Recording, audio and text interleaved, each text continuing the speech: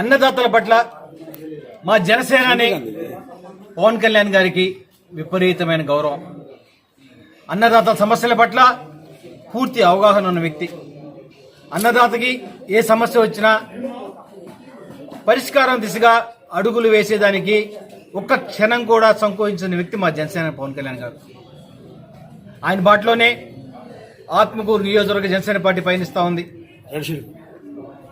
గతంలో ప్రతిపక్షంలో ఉన్నప్పుడు ఆత్మకూరు నియోజకవర్గ ప్రధాన సమస్య అయిన చుక్కల భూముల సమస్యపై అలు పెరగని పోరాటం చేసిన ఘన చరిత్ర కలిగిన పార్టీ ఆత్మకూరు నియోజకవర్గ జనసేన పార్టీ.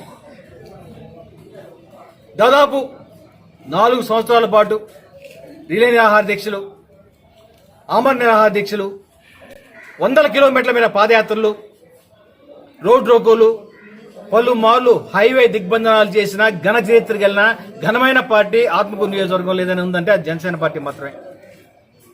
ఆత్మకూరు నియోజకవర్గంలో ఆనాడు చుక్కల భూముల తరఫున మేము చేసిన పోరాటం ఫలితంగా ఆత్మకూరు నియోజకవర్గంలోని రైతాంగంతో సహా రాష్ట్ర వ్యాప్తంగా 2.5 లక్షల ఎకరాల రైతన్నలు, చుక్కల భూముల రైతన్నలు విముక్తి పొందారంటే నిజంగా ఆత్మకూరు నియోజకవర్గ జనసేన పార్టీ గాని జన సైనికులందరూ గాని గర్వంతో తలెత్తుకోవాల్సిన విషయం ఇది.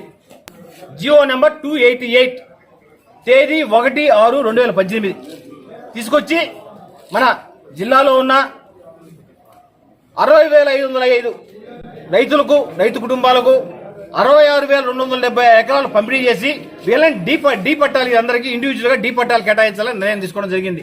ఈ డీ పట్టాలు కేటాయించడం వల్ల ఈ రైతులకు వచ్చే ప్రయోజనం ఏంటంటే ఈ డీ పట్టాదారులకి ఈ రాష్ట్ర కేంద్ర ప్రభుత్వ ఈ సంక్షేమ పథకాలు అయితేనేవి, బ్యాంకులు పొందే రుణాలు అయితేనేవి వచ్చే అవకాశం ఉంది.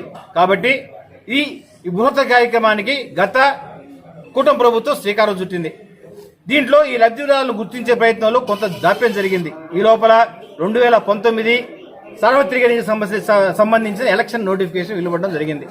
దాంతో ఈ ప్రక్రియ అర్ధాంతరంగా నిలిచిపోయింది.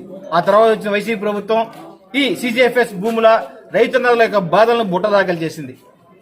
వారి పరిస్థితి అగమ్య గోచరంగా తయారైంది.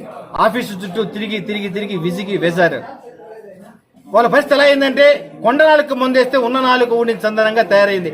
ఇప్పుడు మేము జనసేన పార్టీ తరఫున, కూటమి ప్రభుత్వంలో భాగస్వామి పార్టీ జనసేన పార్టీ తరఫున ఈ సిజిఎఫ్ఎస్ భూములు రైతాంగానికి మేలు చేయాలనే ఉద్దేశంతో ఈ సిజిఎఫ్ఎస్ భూములకు సంబంధించి రైతాంగం తరఫున పోరాడేందుకు సిద్ధంగా ఉన్నాం.